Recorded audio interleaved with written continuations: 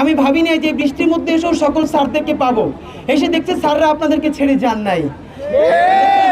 আমি নিজে ঢাকা বিশ্ববিদ্যালয়ের শিক্ষার্থী ছিলাম, হাজারবার বলেছি, আবারও বলছি, ঢাকা বিশ্ববিদ্যালয়ের মুরব্বিয়ানা বন্ধ করতে হবে। এই বাংলাদেশের প্রত্যেকটা বিশ্ববিদ্যালয় যে যার বিশ্ববিদ্যালয়, কেউ কারো গার্ডিয়ান নয়। এবং বাংলাদেশে যেটা হয়েছে জগন্নাথ বিশ্ববিদ্যালয়ের একটা ব্যাপার আমি নিজে জানি, কারণ আমার ভাই ওখানে শিক্ষার্থী ছিলেন। ঢাকা বিশ্ববিদ্যালয়ের যেই সব ছাত্ররা আগে জগন্নাথে ভিসি হিসেবে বা বিভিন্ন পদে পদায়িত হতেন, তাদের মন মতো প্রার্থীকে জগন্নাথ বিশ্ববিদ্যালয়ের শিক্ষক বানানোর জন্য জগন্নাথ বিশ্ববিদ্যালয়ের শিক্ষার্থীদেরকে ইচ্ছা করে সিজিপিএ কম দেওয়া হতো।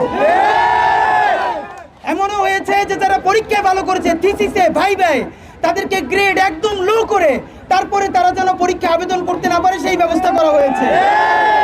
এবার অন্তত একটা আনন্দের ব্যাপার যে জগন্নাথ বিশ্ববিদ্যালয়ের শিক্ষকই জগন্নাথের ভিসি হয়েছেন।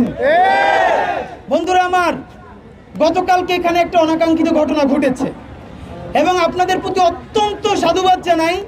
আমরা ইনকিলাব মঞ্চের ভাই বোনেরাও আপনাদেরকে অনুরোধ করেছিলাম যে ভাইয়েরা, পুরো বাংলাদেশ আপনাদের ন্যায্য দাবির সাথে আছে। দেখেন, একজনের সাথে পার্সোনাল মতামত, আদর্শিক ভিন্নতা আমাদের সবার আজীবন থাকবে। সেটা যদি না থাকতো তাহলে আমরা সবাই মিলে একটা দল করতাম, সবাই মিলে আমরা একটা গোষ্ঠী হতাম। কিন্তু না, এই যে অনেক দল, অনেক গ্রুপ, এটাই তো ডেমোক্রেসির সৌন্দর্য। কিন্তু কথার জবাব আমরা কথা দিয়েই দিব, কোনো শারীরিকভাবে নয়। আমরা আপনাদের কাছে দাবি জানিয়েছিলাম, ভাইয়েরা আপনারা প্লিজ এই অনাকাঙ্ক্ষিত ঘটনার জন্য দুঃখ প্রকাশ করেন। সব মশার বিরুদ্ধে সুরক্ষা দিতে এলো বসুন্ধরা এক্সট্রিম অ্যারোসল, মশার বিরুদ্ধে এক্সট্রিম সুরক্ষা। আপনারা অত্যন্ত মহানুভবতার পরিচয় দিয়েছেন।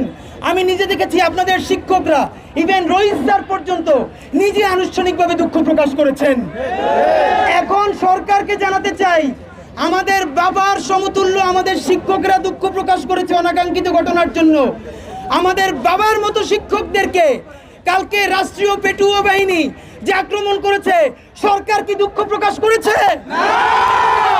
সুতরাং একপাক্ষিক মহানুভবতা কিন্তু খুব ভালো জিনিস নয়। আমাদের প্রত্যেকটা ক্যাম্পাসে ছাত্রদল, ছাত্র শিবির, আরো অন্যান্য সবার মধ্যে কিন্তু ঝগড়াঝাটি আছে। কিন্তু গতকাল আমরা যেটা দেখেছি, একই আন্দোলনে ছাত্রদল, ছাত্র শিবির, অন্যান্য সকল রাজনৈতিক দল যারা জগন্নাথের ক্যাম্পাসে রাজনীতি করে, জগন্নাথের ন্যায্য দাবির পক্ষে তারা সবাই একসাথে দাঁড়িয়েছে।